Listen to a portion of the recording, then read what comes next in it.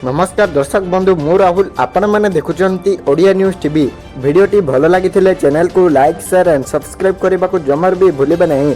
चलते जाणीना आज सुनार अपडेट विषय में।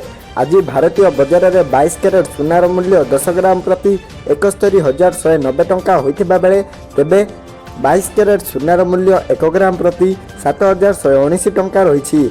24 कैरेट सुनार मूल्य 10 ग्राम प्रति 77,760 टंका होता बेले तेबे 24 कैरेट सुनार मूल्य 1 ग्राम प्रति 7,766 टंका रही। ओडिशार राजधानी भुवनेश्वर मध्य 22 कैरेट सुनार मूल्य 10 ग्राम प्रति 71,190 टंका होता बेले 22 कैरेट सुनार मूल्य 1 ग्राम प्रति 7,119 टंका रही। देशर प्रमुख सहर मानकर भी सुनार दाम बढ़ी। राजधानी दिल्ली रे 22 कैरेट सुनार मूल्य 10 ग्राम प्रति 71,340 टंका होता बेले 22 कैरेट सुनार मूल्य 1 ग्राम प्रति 7,124 टंका रही।